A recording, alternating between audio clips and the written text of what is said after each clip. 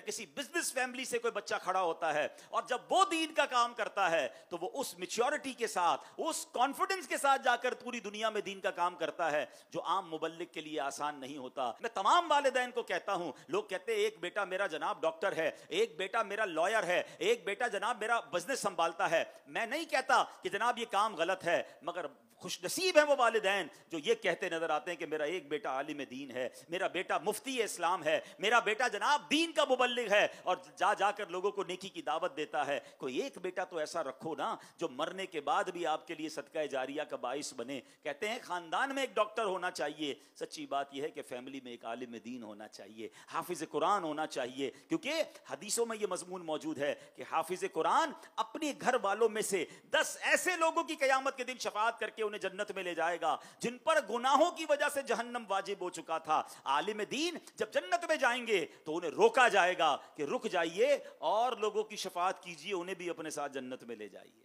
تو ان کے ماں باپ کا کیسے وارے نیارے ہوں گے, ان کے بھائی بہنوں کے وارے نیارے کیسے ہوں گے کہ جس کی فیملی میں کوئی عالم با عمل اور دین کا مبلغ ہوگا. صرف نوٹ گننے کے لیے اولاد کو آگے بڑھانا ہے, صرف کاروبار کو چمکانے کے لیے ہم نے سارے بچوں کو لگانا ہے, نہیں, یہ انویسٹمنٹ کیجئے.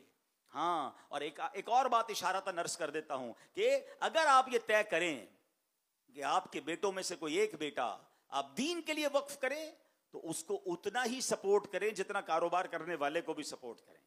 ورنہ کرتے کیا ہیں, کسی بچے کو اگر عالم بنا دیا, اب بعد میں ساری زندگی وہ بیٹا شرمندہ رہتا ہے, کاش میں بھی کاروبار کرتا, سارے بھائی آگے نکل گئے, میں پیچھے رہ گیا. اپنی مثال دینی نہیں چاہیے, مگر شاید کسی والدین کو کام آ جائے تو میں اپنی مثال آپ کو اس لیے دے دیتا ہوں کہ الحمدللہ میں اپنے ماں باپ کا سب سے بڑا بیٹا ہوں, ٹھیک ہے. اور میرے والد صاحب نے شروع ہی میں دعوت اسلامی جب بنی تھی تو مجھے دعوت اسلامی کے لیے, دین کے لیے وقف کیا, لیکن انہوں نے ایک اور کمال یہ کیا کہ مجھے اپنی کمپنی میں پارٹنر بھی رکھا. میرا ایک اور بھائی کاروبار کرتا ہے, انہوں نے یہ پہلے سے پلان کیا کہ جتنا اس بھائی کو فائدہ ہوگا, کاروبار میں بینیفٹ ہوگا, جو اس کا شیئر ہوگا وہ میرا بھی شیئر ہوگا. مجھے کہا بیٹا آپ نے کاروبار نہیں کرنا, آپ نے دین کا کام کرنا ہے. اب بتائیں کتنا سکون ہو گیا, کتنا ریلیکسیشن ہو گیا کہ بھائی دین کا کام بھی کر رہا ہوں اور مجھے کوئی مالی پرابلم نہیں ہے. اب آپ ساری دنیا میں کام کریں, آپ کو کتنا حوصلہ ہوگا. اگر یہ آپ اپنے بچوں کے ساتھ کرتے ہیں, انہیں حوصلہ دیتے ہیں, حوالے کریں انہیں دعوت اسلامی کے, اور پھر دیکھیں انشاءاللہ دعوت اسلامی کیسی تربیت کر کے